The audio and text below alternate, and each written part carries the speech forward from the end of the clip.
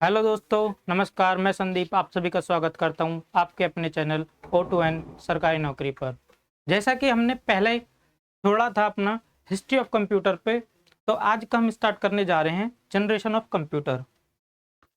और मैं उम्मीद करता हूं आप सब बहुत अच्छे होंगे, बहुत बढ़िया होंगे, ज़बरदस्त होंगे, लाजवाब होंगे। तो आज का हम टॉपिक स्टार्ट करने जा रहे हैं जनरेशन ऑफ कंप्यूटर। कंप्यूटर का जनरेशन्स, कंप्यूटर की क्या जनरेशन को स्टार्ट करने जा रहे हैं।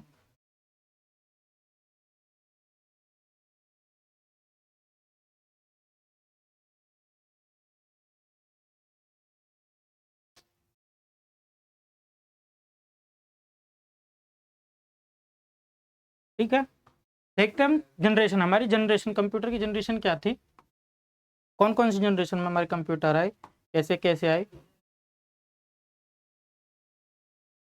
ठीक है, first generation of computer. First generation कब थी हमारी कंप्यूटर की? 1946 से लेके 1956 तक, 1946 से 1956 तक। ठीक है, 1946 से 1956 तक कौन सी थी हमारी फर्स्ट जनरेशन थी। ठीक है, जिसमें क्या हुआ था, वैक्यूम ट्यूब का यूज हुआ था, वैक्यूम ट्यूब का यूज हुआ था। ठीक है, सेकंड जनरेशन में क्या है, कब आई थी हमारी ये? 1956 से लेके 1964 तक। ठीक है, 1956 से 1964 तक चली थी ये। 1956 से लेके 1964 तक चली थी ये। ठीक है, आगे देखते हैं थर्ड जनरेशन। थर्ड जनरेशन में क्या है? थर्ड जनरेशन में है 1965 से चली थी ये, 1965 से इसकी शुरुआत हुई थी और कब तक चली थी? 1975 तक। 1975 तक चली थी, 1964 से स्टार्ट हो गई। लेकिन क्या है, कुछ बुकों में जो है ना अलग अलग डेट्स दे रखी हैं, ये डेट्स भी सही हैं और वो डेट्स भी सही हैं। ठीक है, उसमें एक साल का फर्क हो सकता है, इसमें भी और इसमें भी। ठीक है, उसके बारे में भी आगे मैं बताने वाला हूँ आपको। थर्ड फोर्थ जनरेशन क्या है? फोर्थ जनरेशन देख लेते हैं। फोर्थ जनरेशन में क्या है, कब स्टार्ट हुई थी? 1976 में हुई थी और 1990 तक चली थी। ठीक है, 1976 में मतलब 1976 में स्टार्ट हुई और 1919 तक खत्म हो गई थी। ठीक है, उसके बाद क्या हुआ, फिफ्थ जनरेशन आई। फिफ्थ जनरेशन के कंप्यूटर जो आज की टाइम समय में पीढ़ी जो चल रही है प्रेजेंट टाइम में, वो कौन सी चल रही है? फिफ्थ जनरेशन चल रही है। कब से कब तक थी ये? 1990 से लेके अब तक। प्रेजेंट समय में, वर्तमान समय में जो हमारी पीढ़ी चल रही है कंप्यूटर्स की, वो कौन सी है? फिफ्थ जनरेशन है और जो अब चल रही है। ठीक है, आगे देखते हैं हम क्या, हमारी जो अब और बुक्स में दे रखी हैं उसमें क्या फर्क है। जो हमारी फर्स्ट जनरेशन की थी, फर्स्ट जनरेशन में जो थी हमारी क्या थी? फर्स्ट फर्स्ट जनरेशन में क्या है, कब से स्टार्ट हुई? 1900 1942 से स्टार्ट हुई और कब तक चली? 1956 तक चली, 59 तक। 1900 कब स्टार्ट हुई? 1942 में स्टार्ट हुई और 1959 तक चली थी। ठीक है, सेकंड जनरेशन कब तक चली? सेकंड जनरेशन सेकंड जनरेशन चली हमारी 1959 से लेके 1964 तक। ठीक है, 1964 तक। ठीक है, सेकंड जनरेशन चली। फर्स्ट जनरेशन कब से कब तक चली? 1942 से 1959 तक। 1942 1942 से 1959 तक चली, 1959 तक चली। और सेकंड जनरेशन कब से कब तक चली? 1959 से लेके 1964 तक। ठीक है, 1959 से लेके 1964 तक चली। ठीक है, थर्ड जनरेशन कब से कब तक चली? इसमें क्या लिख सकते हैं हम?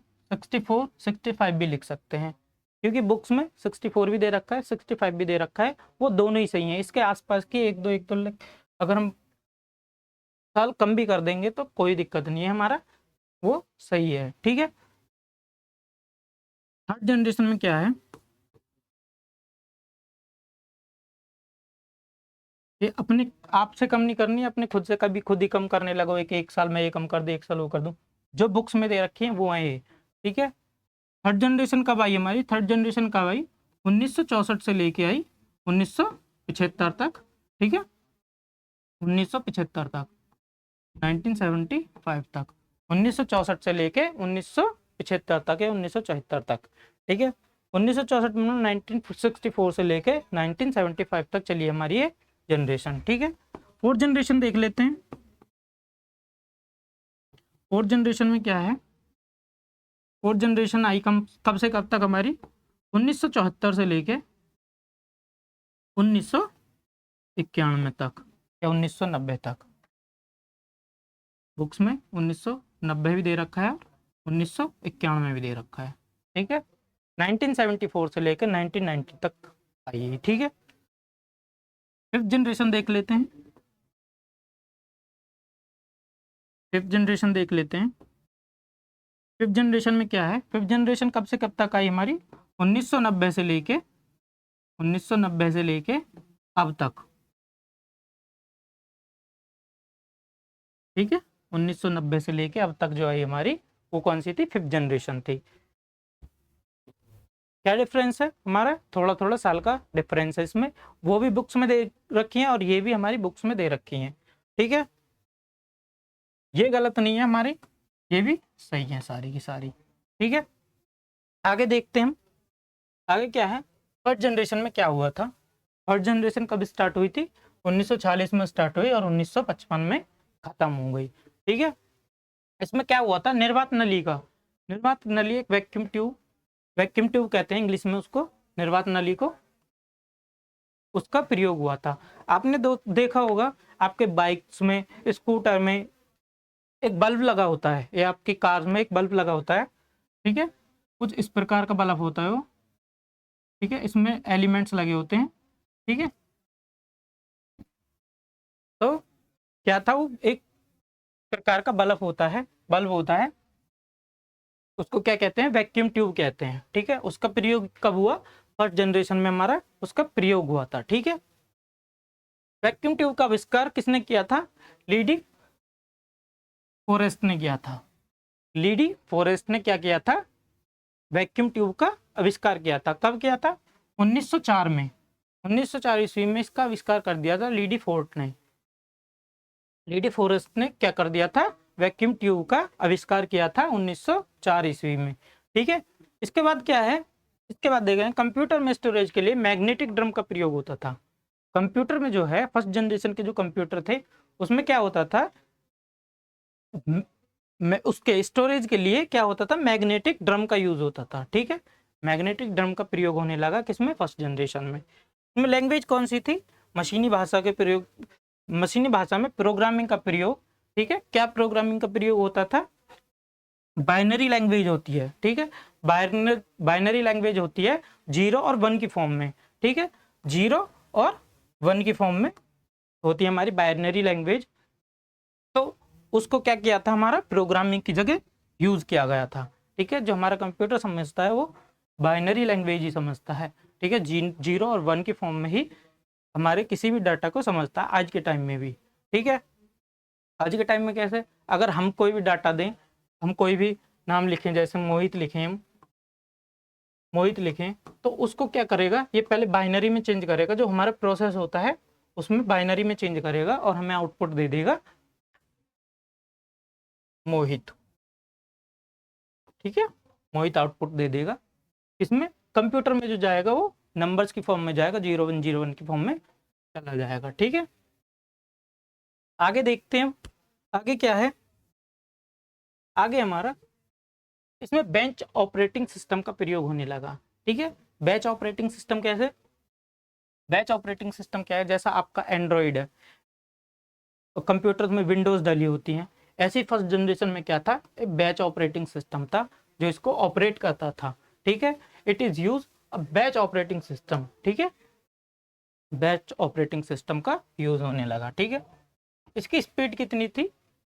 इसकी स्पीड थी 10 की पावर -3 मिली सेकेंड, ठीक है। इतनी सेकंड में क्या करता था, ये किसी कैलकुलेशन को कर सकता था। किसी भी कैलकुलेशन को करने के लिए किसका कितना टाइम लगता था इसको, 10⁻³ मिली सेकेंड। ठीक है। फर्स्ट जनरेशन के कंप्यूटर कौन कौन से थे? फर्स्ट जनरेशन कंप्यूटर थे एनियाक, जो हम पढ़ चुके हैं पहले, एडवेक था, एडसेक, यूनिवेक और टीएक, मार्क 1, IBM 701 और IBM 650। ठीक है। और भी थे हमारे एक्सेट्रा ETC। ठीक है। ये हमारे क्या थे, फर्स्ट जनरेशन के कंप्यूटर थे। ठीक है। आप देख सकते हैं कंप्यूटर्स में वैक्यूम ट्यूब लगी हुई है, ये सारी जो है हमारी क्या है, वैक्यूम ट्यूब्स लगी हुई हैं। ठीक है। देखने में कुछ इस टाइप की होती थी वैक्यूम ट्यूब्स। ठीक है। वैक्यूम ट्यूब देखने में इस टाइप की होती थी। ठीक है। अलग अलग साइज के, अलग अलग स्पेसिफिकेशन के हिसाब से इसको लगाया जाता था। ठीक है। आगे देखते हैं second generation of computer. Second generation क्या थी कंप्यूटर की, कब आई है? ये आई थी 1956 से लेकर 1964 तक चली है जनरेशन। 1956 में आई थी और 1964 में ये जनरेशन हमारी खत्म हो गई थी। ठीक है। इसमें क्या था, असेंबलिंग भाषा का प्रयोग होता था, जो कि मशीन भाषा की तुलना में आसान थी। मशीन भाषा की कौन सी थी? बाइनरी कोड जो था उससे आसान थी कौन सी हमारी, असेंबली लैंग्वेज। ठीक है। असेंबली लैंग्वेज उससे आसान थी, मशीनी भाषा से आसान थी, तो इसका यूज होने लगा हमारा सेकंड जनरेशन में। ठीक है। असेंबलिंग भाषा का आविष्कार कैथलीन बूथ ने किया था। कैथलीन बूथ ने क्या किया था, असेंबलिंग भाषा का आविष्कार किया था। ठीक है। आविष्कार किया था असेंबलिंग भाषा का। ठीक है। कौन थे? Kathleen booth. ठीक है। Batch operating system and multi programming operating system का प्रयोग, इसमें क्या होता था, बैच ऑपरेटिंग सिस्टम का प्रयोग होने लगा। ठीक है। और मल्टी प्रोग्रामिंग ऑपरेटिंग सिस्टम का प्रयोग होने लगा। ठीक है। कौन कौन से ऑपरेटिंग सिस्टम थे? एक बैच ऑपरेटिंग सिस्टम और मल्टी प्रोग्रामिंग सिस्टम का यूज होने लगा। किसमें? सेकंड जनरेशन में। मैग्नेटिक कोर मेमोरी का प्रयोग होने लगा। इसमें क्या होने लगा, एक मेमोरी का प्रयोग होने लगा, जो क्या थी, मैग्नेटिक कोर मेमोरी थी। ठीक है। और इसमें कौन कौन सी लैंग्वेज का यूज होने लगा, इसमें कोबाल, प्रोटॉन जैसी उच्च स्तरीय भाषाओं का उपयोग होने लगा। ठीक है। कौन कौन सी भाषाओं का? कोबाल और प्रोटॉन का क्या हुआ, यूज नहीं हुआ था। इसमें क्या हुआ था, डेवलप हुआ था, ये विकसित हुई थी इस जनरेशन में। ठीक है। सेकंड जनरेशन में उपयोग हुई थी, मतलब विकसित हुई थी, उपयोग नहीं हुई थी। उपयोग कब हुई थी? थर्ड जनरेशन में। ठीक है। ये क्वेश्चन आ जाता है कि आपका कोबल और प्रोटॉन का विकास कब हुआ और कौन सी जनरेशन में इसका प्रयोग किया गया। ठीक है। इस जनरेशन में, सेकंड जनरेशन में इसका आविष्कार, डेवलपमेंट हुआ था, विकसित हुआ था ये। ठीक है। और थर्ड जनरेशन में इसका यूज होने लगा। सेकंड जनरेशन के जो हमारे कंप्यूटर थे वो फर्स्ट जनरेशन के हिसाब से अधिक भरोसेमंद हो गए। ठीक है। इस पर भरोसा आने लगा इंसानों को। ठीक है। आकार में छोटे हो गए, वो बहुत बड़े थे आकार में, एक एक कमरे के साइज के हिसाब के थे, तो आकार में और छोटे हो गए उनसे। कौन से? सेकंड जनरेशन के कंप्यूटर। और लाइट वेट, लाइट की खपत कम करने लगे, कम वजन वाले हो गए, कम वजन वाले, लाइट की खपत कम करने वाले और अधिक गति। फर्स्ट जनरेशन के हिसाब से अधिक गति हो गई उनकी, और क्या हो गया, भरोसेमंद हो गए, बिजली की खपत कम करने लगे और वजन में भी कम हो गए हमारे सेकंड जनरेशन के कंप्यूटर्स। ठीक है। It is small in size, less than consumption, light weight, more speed. ठीक है। अधिक स्पीड, कंजप्शन, बिजली का खपत कम और लाइट वेट हो गए। ठीक है। इस पीढ़ी में निर्मित कंप्यूटर कौन कौन से हैं? ठीक है। एटलस है, हनीवेल 400 है, CDC 1604, 3600। ठीक है। CDC 3600, IBM 7000, IBM 1401, PDP-1, UNIVAC 1108। ठीक है। 1107, IBM 700, IBM 1620, और क्या आ गया, IBM 7094, IBM 7090। ठीक है। वैक 1108 आदि कंप्यूटर्स का क्या हुआ यहाँ पे, इस पीढ़ी में इतने कंप्यूटर थे हमारे सेकंड जनरेशन की पीढ़ी में, ये कंप्यूटर आए। ठीक है। ये हमारे सेकंड जनरेशन के कंप्यूटर हैं, देख सकते हैं आप, उसके हिसाब से जो हमारे फर्स्ट जनरेशन के कंप्यूटर इसके हिसाब से छोटे हैं, साइज कम घेर रहे हैं। इसमें क्या हुआ था, ट्रांजिस्टर का यूज होने लगा। इसमें सेकंड जनरेशन में हमारा ट्रांजिस्टर का यूज होता था, जो इस टाइप के दिखते हैं हमारे। आपने किसी भी इलेक्ट्रिक बोर्ड में देखा होगा, जो कभी आपने कोई पीसीबी देख लियो, किसी भी कंपोनेंट, किसी भी हमारे डिवाइस की, तो उसमें कुछ इस प्रकार के 3 टांगों वाले एक डिवाइस होता है, एक कंपोनेंट होता है, जिसको हम क्या कहते हैं, ट्रांजिस्टर होता है। ठीक है, ट्रांजिस्टर कहते हैं। ठीक है, देखने में कुछ इस प्रकार के होते हैं। ठीक है, तो हमारे सेकंड जनरेशन में क्या हुआ, ट्रांजिस्टर का यूज होने लगा। ठीक है, फर्स्ट जनरेशन में हमारा वैक्यूम ट्यूब का हुआ था और सेकंड जनरेशन में ट्रांजिस्टर का। ठीक है,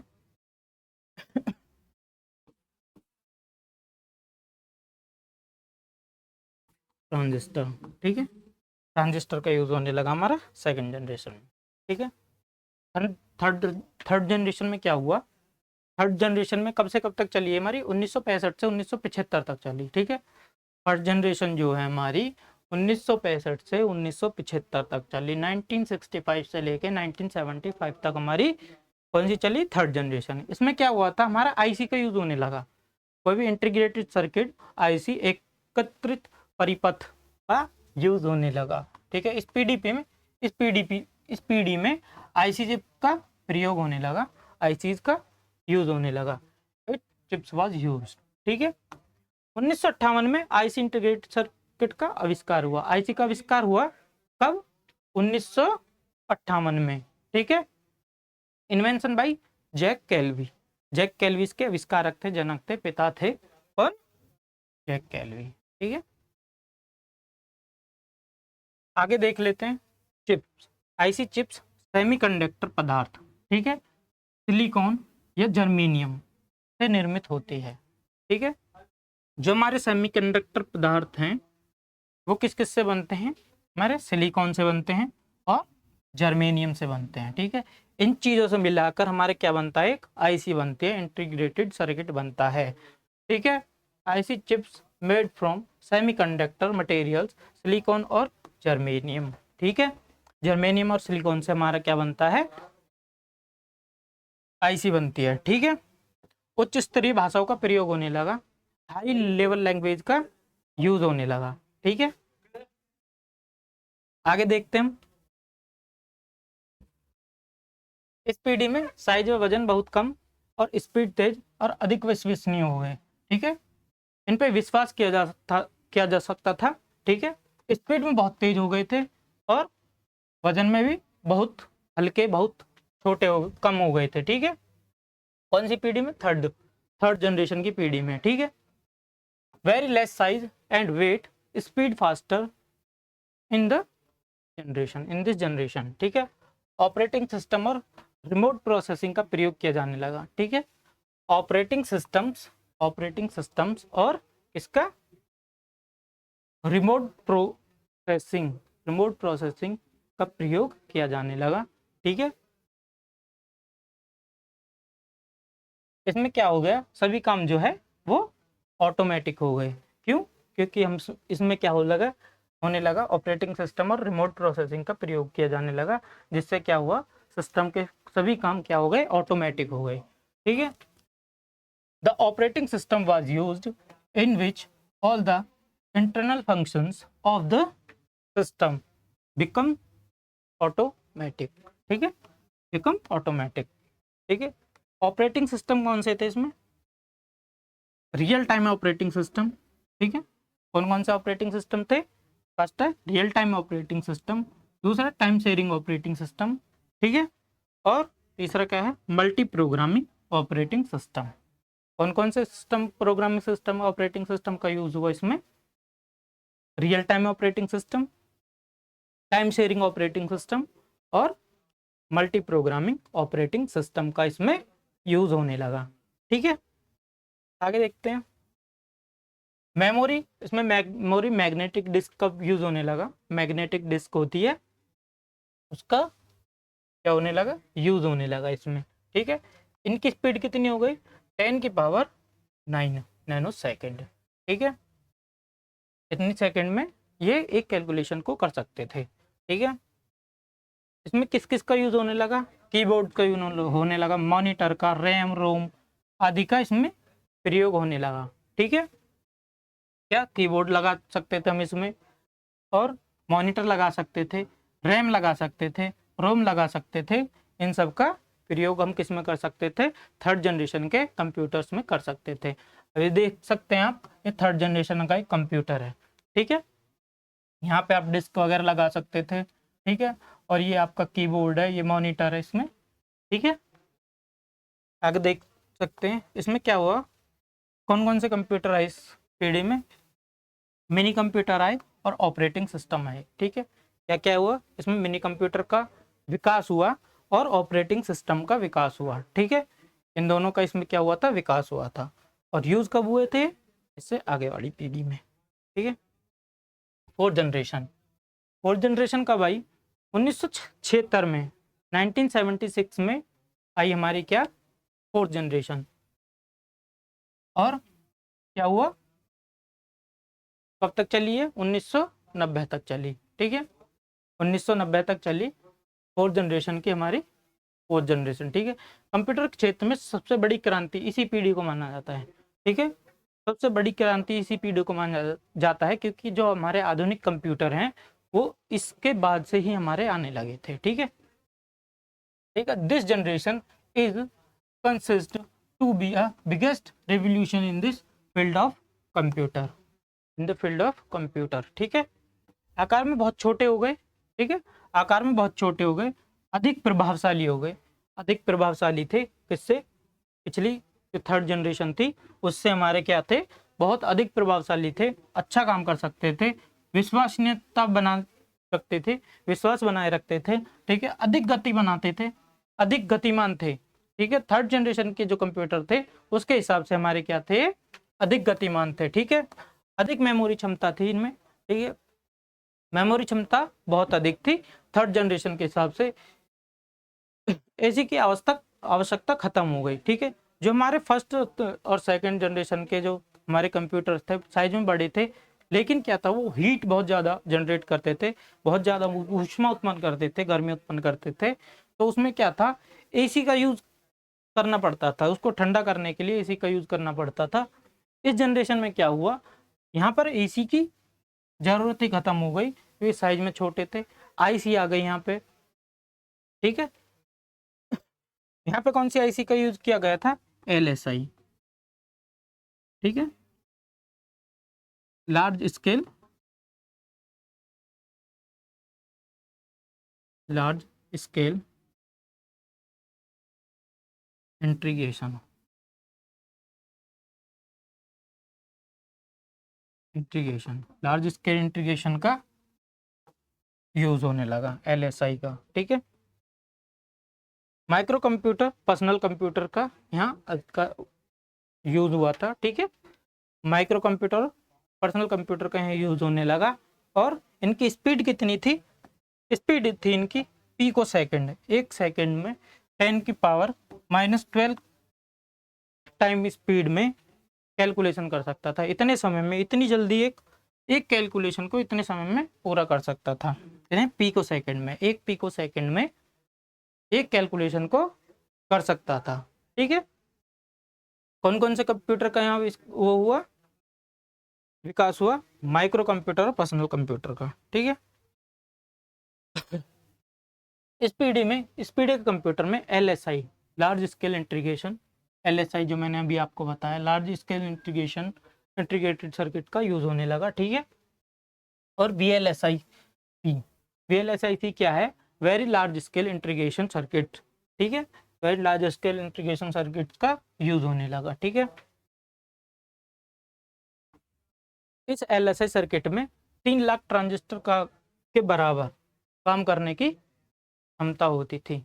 हमारा क्या था, सेकंड जनरेशन में जो हमारा ट्रांजिस्टर का यूज हुआ था, जो क्या था, एक ऐसा था, उसमें 3 लेग्स होती थी। ठीक है, प्रकार का होता था।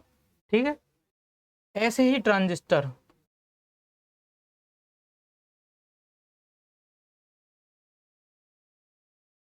ऐसे ही 3 लाख ट्रांजिस्टर के बराबर काम करने की क्षमता हो गई। एक छोटी सी आईसी, एक छोटी सी आईसी, कोई भी छोटी सी आईसी होगी, उसमें क्या था, 3 लाख ट्रांजिस्टर, 3 लाख ट्रांजिस्टर के करने की क्षमता आ गई एक छोटी सी आईसी में। ठीक है। माइक्रो प्रोसेसर सेमीकंडक्टर मेमोरी का प्रयोग होने लगा। माइक्रो प्रोसेसर, माइक्रो प्रोसेसर और इसका सेमीकंडक्टर मेमोरी का प्रयोग होने लगा। सबसे पहले माइक्रो प्रोसेसर कहाँ यूज हुआ था, हमारा 4th जनरेशन में ही यूज हुआ था। ठीक है।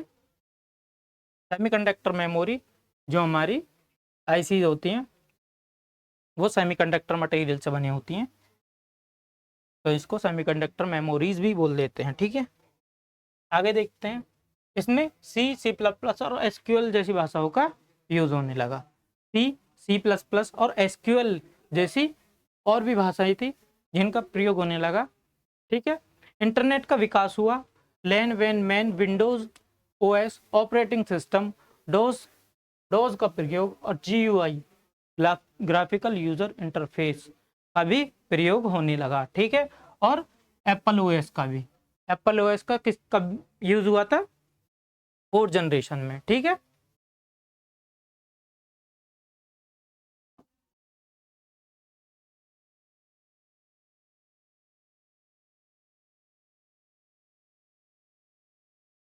ये क्या है, 4th जनरेशन के कंप्यूटर है हमारे।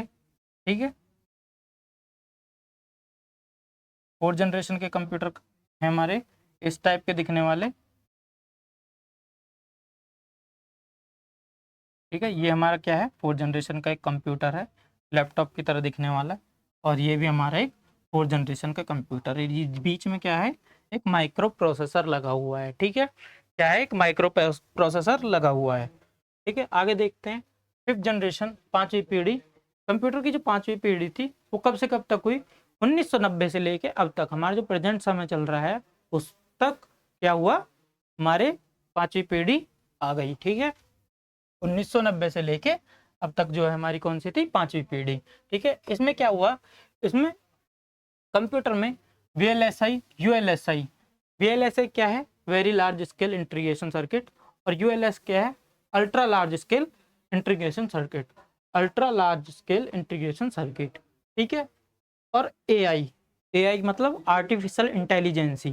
ठीक है। आर्टिफिशियल इंटेलिजेंसी तकनीक का प्रयोग किया जाने लगा। ठीक है।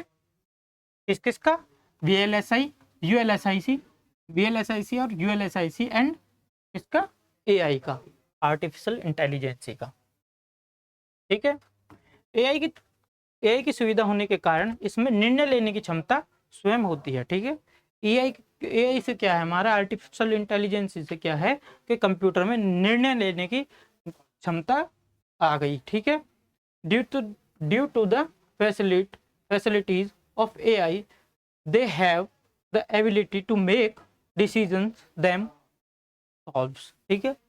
डिसीजन लेने की कैसे, जैसे आपने रोबोट्स देखे होंगे, उसमें प्रोग्रामिंग की जाती है और उसी हिसाब से वो चल देते हैं, उस हिसाब से वो डिसीजन ले लेते हैं। ठीक है।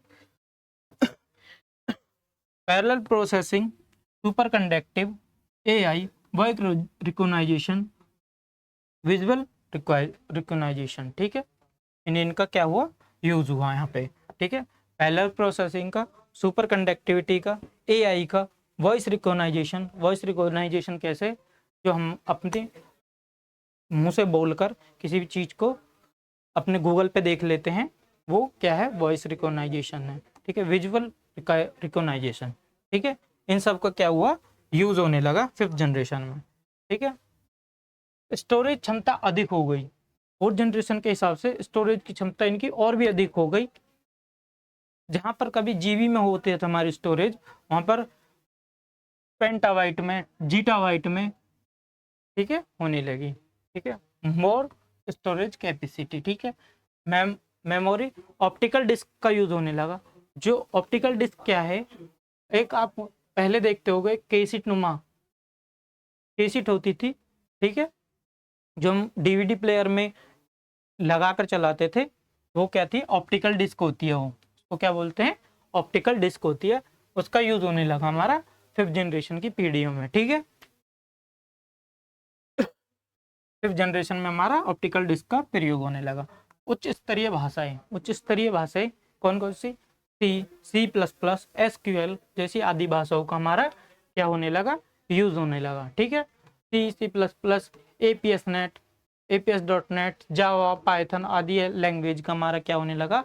इस जनरेशन में प्रयोग होने लगा। ठीक है, विभिन्न आकार के कंप्यूटर, आकार के साइज बड़े हो गए, छोटे हो गए। ठीक है, क्या आपका पर्सनल कंप्यूटर हो गया, लैपटॉप हो गया, आपके टैबलेट हो गई, ये क्या है? कंप्यूटर ही तो है। आपकी वॉच हो गई, डिजिटल वॉच जो होती है, ठीक है, वो सब क्या आते हैं? ये कंप्यूटर्स में आते हैं। ठीक है, तो विभिन्न आकार के कंप्यूटर आ गए यहाँ पे, किसमें? 5th जनरेशन में। इंटरनेट, मल्टीटास्किंग एक से अधिक कार्य करने वाले को क्या कहते हैं? मल्टीटास्किंग कहते हैं। ठीक है, एक से जो अधिक काम करता है वो क्या कहलाता है? मल्टीटास्किंग। आप इंटरनेट यूज करते हो, ठीक है, व्हाट्सएप चला लिया, उसी में यूट्यूब खोल लिया आपने, उसी में आपने चैनल खोल लिया कोई भी, ठीक है, जो आप जिससे आप पढ़ रहे होगे, ठीक है, वो चैनल खोल लिया। और भी अधिक आप कोई एडिटिंग कर रहे हो, वो एप्लीकेशन खोल लिया आपने। ठीक है, उस सब का यूज मल्टीटास्किंग में आता है। और इंटरनेट का यूज भी किस में होने लगा? 5th जनरेशन के कंप्यूटर्स में होने लगा। ठीक है, मल्टीमीडिया, साउंड्स का यूज करने लगे, ग्राफिक्स का यूज करने लगे, टेक्स्ट का, पोर्टेबल पीसी आ गए। ठीक है, डेस्कटॉप पीसी आ गए। ठीक है, यूज ऑफ न्यू एप्लीकेशंस, नई नई एप्लीकेशंस का यूज करने लगे, किसमें? 5th जनरेशन में। 5th जनरेशन में क्या? नई नई एप्लीकेशंस का यूज करने लगे। ठीक है, जैसे व्हाट्सएप की आ गई, आपकी यूट्यूब की अलग एप्लीकेशन आ गई। ठीक है, इंस्टाग्राम के एक अलग एप्लीकेशन आ गई। ये सब क्या है? अलग अलग एप्लीकेशन आने लगी। ठीक है, वीडियो चलाने के लिए अलग MX प्लेयर वगैरह। ठीक है, और भी बहुत सारी एप्लीकेशंस हैं जिसका हम यूज करने लगे 5th जनरेशन में। ठीक है, आगे क्या आएगा हमारा? डेस्कटॉप, लैपटॉप, नोटबुक और अल्ट्राबुक। इस जनरेशन में क्या हुआ? 5th जनरेशन में कि हमारा किसका यूज होने लगा? लैपटॉप का, डेस्कटॉप का, नोटबुक का और अल्ट्राबुक का हमारा यूज होने लगा। इस पीढ़ी में निर्मित परम सुपर कंप्यूटर शामिल है। ठीक है, इस पीढ़ी में क्या है? परम सुपर कंप्यूटर हमारा क्या है? परम सुपर कंप्यूटर है जो क्या है हमारा इसमें शामिल है। कौन सा परम? परम 8000। ठीक है, परम 8000 से हमारा शुरू हुआ था सुपर कंप्यूटर बनना, जो पहला सुपर कंप्यूटर था। ठीक है, अब इसके जनक कौन है वो आप मुझे कमेंट में बताएंगे। इसके जो जनक है, इसके जो पिता हैं परम सुपर कंप्यूटर के, वो कौन है वो आप हमें कमेंट में बताना मुझे। ठीक है, तो इसमें क्या हुआ? 5th जनरेशन में लैपटॉप का यूज होने लगा, मोबाइल फोन एक कंप्यूटर ही है। ठीक है, टैबलेट का यूज होने लगा। ठीक है, और हेडफोन, माइक, इसका सबका यूज होने लगा किसमें? 5th जनरेशन में। ये क्या है? ये एक आर्टिफिशियल इंटेलिजेंसी बेस्ड रोबोट है जिसका यूज किसमें हुआ? 5th जनरेशन में। ये भी क्या है? रोबोट है। ठीक है, आगे देखते हैं। आगे क्या है हमारा? ये हमारे कंप्यूटर जनरेशन की एक लिस्ट दे दी है जिसमें क्या है 1942 से शुरू हुआ 1959 तक चला फर्स्ट जनरेशन कंप्यूटर जो था। इसमें क्या हुआ? इसमें वैक्यूम ट्यूब का यूज हुआ और पंच कार्ड का यूज हुआ। वैक्यूम ट्यूब और पंच कार्ड का यूज होने लगा। सपोर्ट क्या थी इसकी? इसमें जो लैंग्वेज यूज हुई थी वो कौन सी थी? मशीन लैंग्वेज थी। ठीक है, मशीन लैंग्वेज में क्या है? बाइनरी लैंग्वेज यूज होने लगी। ठीक है, वेरी कॉस्टली था, बहुत महंगा था। ठीक है, साइज में भी बहुत बड़ा था, साइज में बड़ा था। ठीक है, क्या करता था? बहुत ज्यादा हीट जनरेट करता था, बहुत ही अधिक मात्रा में हीट जनरेट करता था। और क्या था? ये इलेक्ट्रिसिटी, बिजली की खपत बहुत अधिक होती थी। इसमें क्या होता था? बिजली की खपत बहुत अधिक होती थी। एडवेक एडवेक और एनिया और टीबीएम, टीबीएम नहीं है, आईबीएम कंप्यूटर है, IBM 701। ठीक है, IBM 701 और किस किस का? एनियाक, एडवेक और भी कई सारे कंप्यूटर थे जिनका इसमें यूज हुआ, ETC। ठीक है, और भी कई सारे कंप्यूटर का इसमें यूज होने लगा। सेकंड जनरेशन में क्या है, 1959 से 1965 तक चली है, ठीक है। इसका यूज होने लगा, ट्रांजिस्टर का यूज होने लगा, ट्रांजिस्टर और मैग्नेटिक टेप का, ठीक है। ट्रांजिस्टर और मैग्नेटिक टेप टेप का इसमें यूज होने लगा। इसमें कौन सा ऑपरेटिंग सिस्टम था, बैच ऑपरेटिंग सिस्टम का इसमें यूज होता था, ठीक है। बैच ऑपरेटिंग सिस्टम था जिसको जो इसको ऑपरेट करता था, ठीक है। फास्टर था, स्मॉल था, और जो हमारी फर्स्ट जनरेशन है उससे रिलायबल था, ठीक है, उससे अच्छा काम करने वाला था, ठीक है। और बहुत कॉस्टली था, ठीक है, कॉस्टली था, ये बहुत महंगा था ये भी।